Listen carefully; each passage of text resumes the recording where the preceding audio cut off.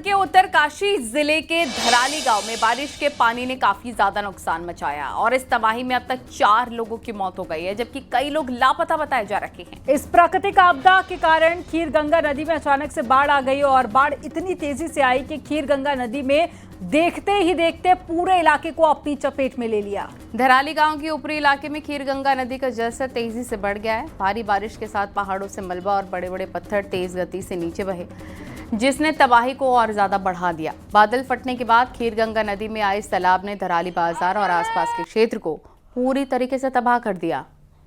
बलवे और पानी के तेज बहाव ने दर्जनों घर, होटल, होमस्टे और साथ ही दुकानों को अपनी चपेट में ले लिया है। हादसे की तस्वीरों में साफ तौर पर देखा जा सकता है कि कैसे महज 20 से 30 सेकंड में ही बाढ़ और मलबे ने धराली बाजार को तहस नहस कर दिया है। लोग चीखते चिल्लाते नजर आए और मकान माचिस की तीलियों की तरह बह गए। ये दृश्य अत्यंत भयावह था, जिसने स्थानीय लोगों में दहशत फैला दी है। धराली बाजार और आसपास के कई घर, होटल, दुकानें पूरी तरह नष्ट हो गए। गंगोत्री धाम का संपर्क जिला मुख्यालय से कट गया। राहत बचाव कार्य जारी है। एनडीआरएफ, एसडीआरएफ, सेना और स्थानीय पुलिस टीम भी मौके पर मौजूद है।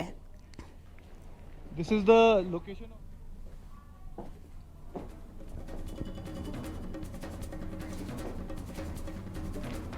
दो तस्वीरें आपको दिखा रहे हैं। ये दोनों तस्वीरें आप देखिए, ये तबाही के पहले की मंजर है। पहले की तस्वीरें आप देख रहे हैं कि देखिए सब कुछ ठीक ठाक है, और उसके बाद की आप तस्वीरें देखिए। कुछ ही सेकंड के अंदर ये तस्वीर पूरी तरह से शहर की बदल गई है। कई सारे यहाँ पर होम स्टे, मकान और साथ ही होटल्स थे और दुकानें थी जो पूरे मलबे में तब्दील हो चुकी है।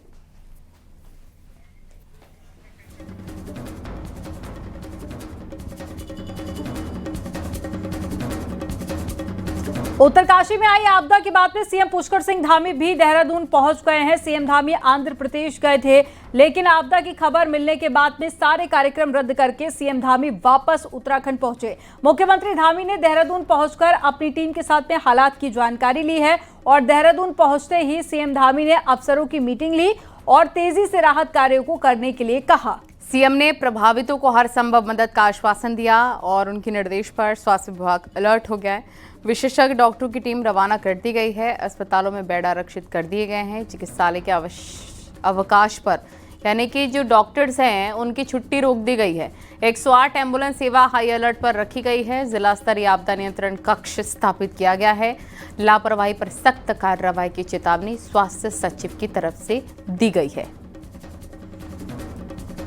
कोऑर्डिनेशन में है, क्योंकि सेना के बेस कैंप के आसपास भी जो है ये मलबा आया है और कुछ सड़क मार्ग भी बाधित हुआ है, लेकिन डीएम और एसपी मौके पर पहुंच रहे हैं। नेताला के पास कुछ रोड खराब हो गया था। मौसम बड़ी चुनौती है, इस समय भी वहां पर बारिश हो रही है। इसके अतिरिक्त यहाँ पर सभी प्रकार की अभी यहाँ समीक्षा की है। स्वास्थ्य विभाग अपने स्तर पर डॉक्टरों की तैनाती कर रहा है, दवाइयों की वहां पर तत्काल व्यवस्था कर रहा है, भोजन इत्यादि की व्यवस्था हो रही है और राशन वहां पर पहुंचे, इसके लिए जिला पूर्ति अधिकारियों की पुलिस विभाग ने लगभग 160 पुलिस के लोगों को 10 सीनियर अधिकारी और 3 एसपी रैंक के अधिकारी वहां नियुक्त किए हैं। 3 नोडल अधिकारी यहां से भी नियुक्त हुए हैं। मुख्यमंत्री कार्यालय से गृह सचिव शैलेश बघोली को इसके पूरे समन्वय की जिम्मेदारी दी गई है। आशीष चौहान पूरे जो हेली सेवाएं इत्यादि संचालित होंगी उन सब व्यवस्थाओं को संभालेंगे।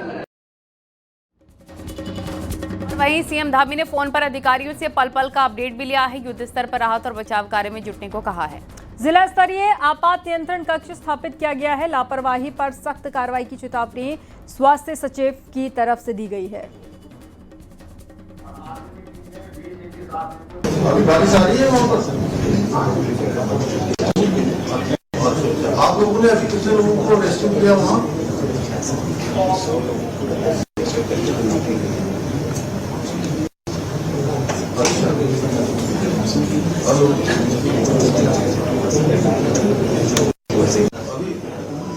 अभी आप लोग किस जगह पर हैं?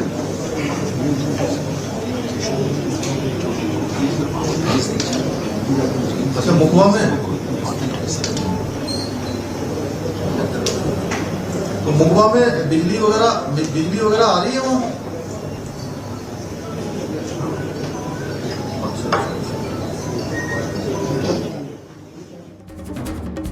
तो हर्षिल में बादल फटने के बाद तबाही की नई तस्वीर आई है। हर तरफ तबाही का मंजर नजर आ रहा है। बादल फटने के बाद पानी इतनी तेजी से आगे बढ़ा कि बिल्कुल भी संभलने का मौका तक नहीं मिला। उत्तरकाशी के हर्षिल आर्मी बेस कैंप में बादल फटने के बाद से भारतीय सेना के 8 से 10 जवान लापता बताए जा रहे हैं। हर्षिल में आर्मी कैंप में बादल फटने से भारी तबाही हुई है।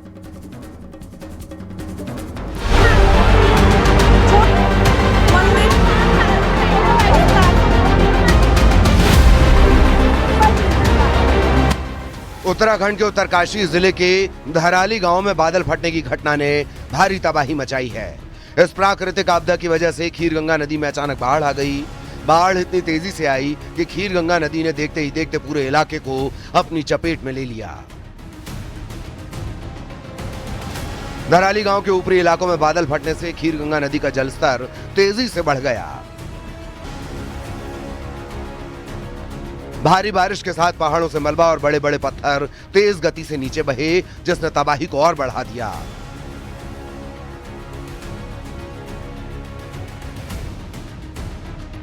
बादल फटने के बाद खीरगंगा नदी में आए सैलाब ने धराली बाजार और आसपास के इलाके को पूरी तरह तबाह कर दिया। मलबे और पानी के तेज बहाव ने दर्जनों घर, होटल, होम स्टे और दुकानों को अपनी चपेट में ले लिया।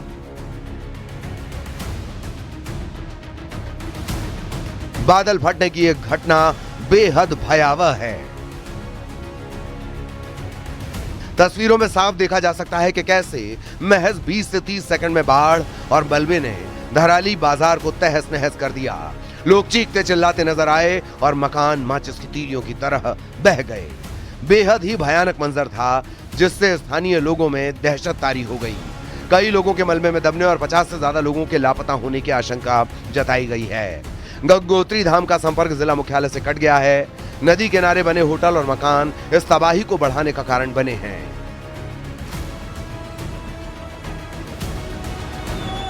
ग्लोबल वार्मिंग की वजह से ग्लेशियर पर बढ़ता प्रभाव और तेज ढाल वाले नाले इस तरह की आपदाओं को और घातक बनाते हैं। घटना की सूचना मिलते ही एसडीआरएफ, एनडीआरएफ, सेना और स्थानीय पुलिस की टीमें राहत और बचाव कार्य में जुट गईं। उत्तराखंड के मुख्यमंत्री पुष्कर सिंह धामी ने स्थिति पर नजर रखने और युद्ध स्तर पर राहत कार्यों के निर्देश दिए। प्रशासन ने लोगों से नदियों से दूरी बनाए रखने और सुरक्षित स्थानों पर जाने की अपील की है। मौसम विभाग ने पहले ही उत्तराखंड के कई जिलों में भारी बारिश और भूस्खलन की चेतावनी जारी की थी। इसके बावजूद इस आपदा की तीव्रता ने सभी को हिला कर रख दिया। Bureau report, news 18 UP Uttarakhand.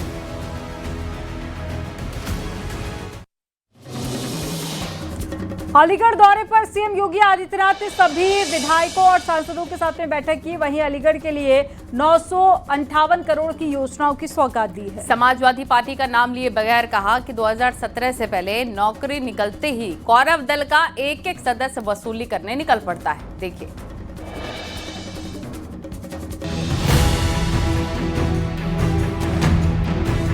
CM योगी ने अलीगढ़ दौरे पर सभी विधायकों और सांसदों के साथ बैठक की।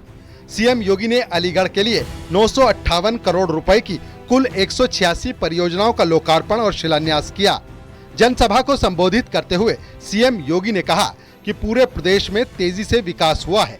सीएम योगी ने स्वदेशी अपनाने पर जोर दिया। सारा ही पैसा विदेशी हाथों में जाएगा तो विदेशी हाथों में जाने वाला वह मुनाफा याद करना, आतंकवाद के रूप में, धर्मांतरण के रूप में, अव्यवस्था के रूप में, विस्फोट के रूप में, भारत को अस्थिर करने के लिए भारत के खिलाफ ही इस्तेमाल किया जाएगा। और इसलिए आज की आवश्यकता है स्वदेशी। सीएम योगी ने कहा कि आज ब्रह्मोस मिसाइल उत्तर प्रदेश में बन रही है, जिसने पाकिस्तान के पसीने छुड़ा दिए। अब तो ब्रह्मोस मिसाइल भी उत्तर प्रदेश में बनने लग गई है। याद रखना, ब्रह्मोस मिसाइल जैसी कोई मिसाइल आज के दिन पे दुनिया के पास नहीं है। और यही कारण है, ब्रह्मोस मिसाइल की ताकत का ही भय पाकिस्तान को पसीने पसीने कर दिया। और पाकिस्तान ही नहीं, भारत के हर दुश्मन के पसीने पसीने करने का काम अगर किसी ने किया, ब्रह्मोस मिसाइल उसके कारण, उसका एक कारण है। विपक्ष पर निशाना साधते हुए सीएम योगी ने कहा कि 2017 से पहले नौकरी निकलते ही कौरवों के दल का एक एक सदस्य वसूली के लिए निकल पड़ता था। याद करिए 2017 के पहले यही होता था।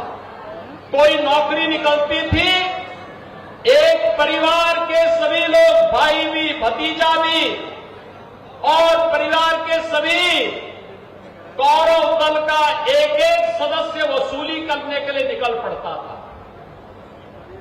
इसमें सभी लोग निकल पड़ते थे, शोषण होता था युवा का। सीएम योगी ने कहा कि 2017 से पहले यूपी में आए दिन दंगे होते थे, प्रदेश में अराजकता थी, कहीं से कोई निवेश नहीं होता था। लेकिन 2017 के बाद आज यूपी को नई पहचान मिली है। अब उत्तर प्रदेश विकास प्रदेश है।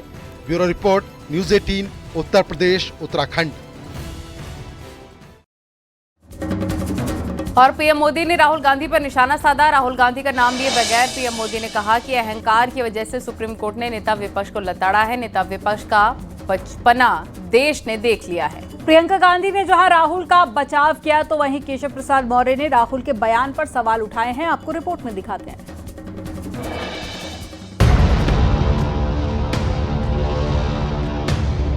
एनडीए संसदीय दल की बैठक हुई। बैठक में आतंकवाद के खिलाफ ऑपरेशन सिंदूर चलाने के लिए प्रधानमंत्री नरेंद्र मोदी को सम्मानित किया गया।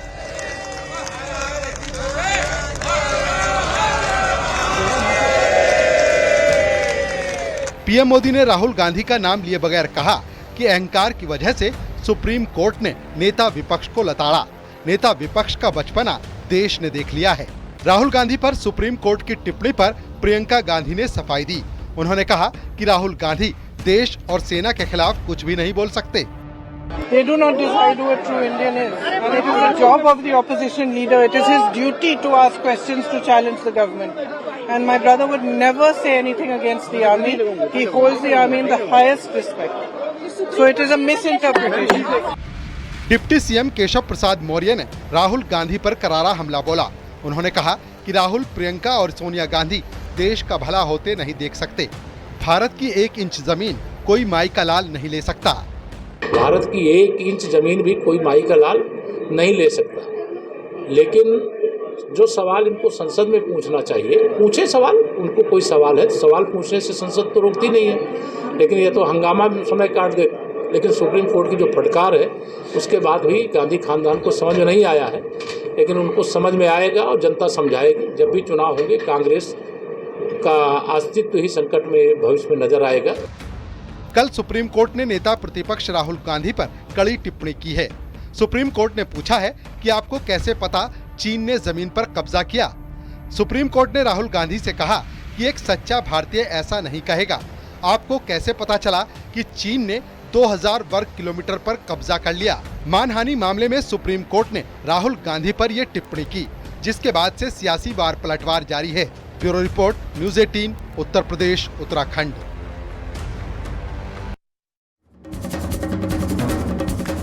ऑपरेशन सिंदूर के बाद में पहली बार पीएम मोदी की अगुवाई में एनडीए संसदीय दल की बैठक आयोजित की गई। इस बैठक में सभी सांसदों ने सेना के शौर्य का सम्मान किया और पीएम मोदी का विशेष सम्मान हुआ। पीएम मोदी ने भारत की लगातार बढ़ती सामरिक ताकत का जिक्र किया। साथ ही कहा कि देश ने देख लिया, हमने पीओके और पाकिस्तान की जमीन पर आतंक को मिटा दिया है। देखिए।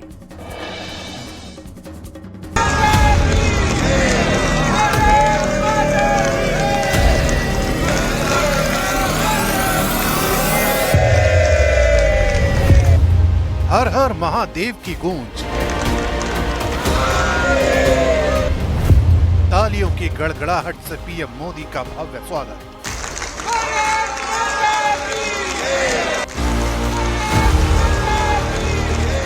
ये तस्वीरें उस यादगार लम्हे की हैं जब ऑपरेशन सिंदूर की सफलता के बाद एनडीए संसदीय दल की पहली बैठक का आयोजन किया गया। पूरा माहौल उत्साह और असीम ऊर्जा से भरा था। ऑपरेशन सिंदूर की सफलता और सेना के अदम्य साहस के लिए पीएम मोदी को माला पहनाकर विशेष रूप से सम्मानित किया गया।